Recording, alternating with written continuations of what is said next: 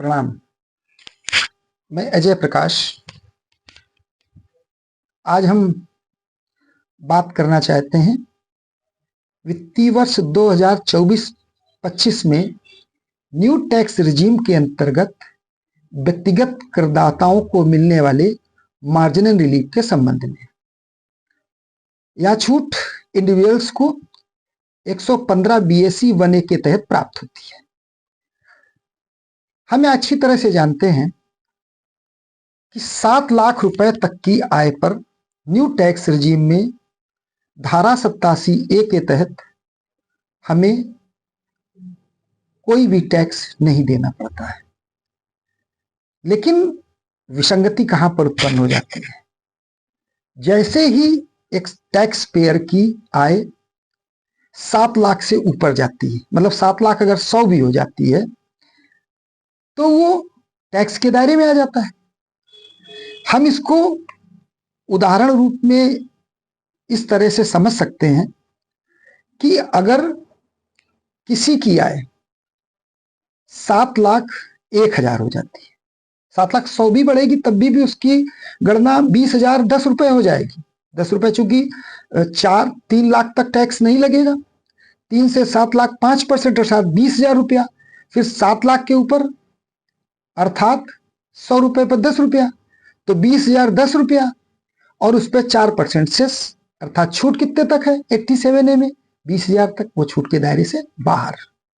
और वो 20,100 रुपया, 20,000 10 रुपया प्लस वो सेस देगा तो वो कहां चला जाएगा? वो नीचे चला जाएगा 7 लाख रुपए की आय वाले से।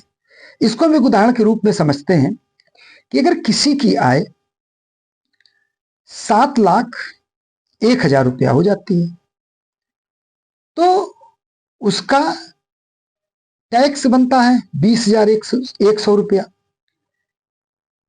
और प्लस 4% टैक्स। तो सरकार क्या कहती है? वो ये कहती है, मार्जिनल रिलीफ जिसका नाम दिया गया धारा 115 BAC 1A के तहत, तो सरकार ने ये कहा कि नहीं, आपको 7,01,000 होने पर आपको 20,100 रुपया देने की जरूरत नहीं है, बल्कि आपका जो 7 लाख से जो टैक्सेबल इनकम जो आपकी बढ़ गई है वो 1,000 रुपया और प्लस 4% सेस आपको देना है। तो आपको छूट मिल गई मार्जिनल मनी की। जो आपका 20,100 रुपया बना तो उसमें आपको छूट मिल गई 19,100 की। यही कहलाएगी मार्जिनल रिलीफ। पहले ये छूट मिलती थी 50 लाख तक की, 50 लाख से अधिक इनकम वालों की। अब इसको और भी विस्तार से समझने का प्रयास करते हैं। मान लीजिए किसी की इनकम 7,05,000 है, तो वो अगर विदाउट सेस के उसको कैलकुलेट करता है तो 0 से 3 तक नील, और 3 से 7 20,000 और फिर 5,000 पर 10% 500 रुपया हो गया। तो उसका टैक्स बना जाकर के 20,500, लेकिन उसकी इनकम कितनी बढ़ी? 5,000। तो सरकार ये कहती है कि आप 5,000 प्लस 4% सेस, अर्थात 5,000 रुपए और 200 उसमें सेस 5,200 रुपया दीजिए। 20,500 आपको टैक्स देने की जरूरत नहीं है, आपको उस पर मार्जिनल रिलीफ 15,500 रुपया प्राप्त होगी। इसी तरह से अगर 7,10,000 रुपए किसी की इनकम होती है तो उसका टैक्स बनेगा जाकर के 21,000 रुपया, और उसको देना कितना पड़ेगा?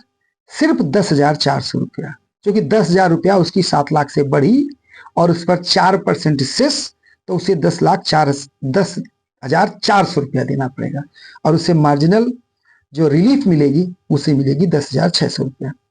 इसी तरह से 7,15,000 अगर किसी की आय होती है तो उसका टैक्स बनता है न्यू टैक्स रिजीम में 21,500 रुपया, लेकिन उसका बढ़ा कितना 7 लाख से ऊपर? 15,000। तो 15,000 प्लस उसमें 4% सेस, अर्थात उसे 15,600 रुपया देना पड़ेगा, और उसे बाकी 5,900 रुपया मार्जिनल रिलीफ मिल जाएगी। ये क्रम कहां तक चलता है? ये 7,22,222 तक चलता है। जब हम 7,22,222 की गणना करते हैं तो हमारा न्यू टैक्स रिजीम में 22,222 रुपया ही बनता है और हमारा टैक्स भी 22,222 रुपया ही बन रहा है। तो यहां तक हम मार्जिन रिलीफ ले सकते हैं।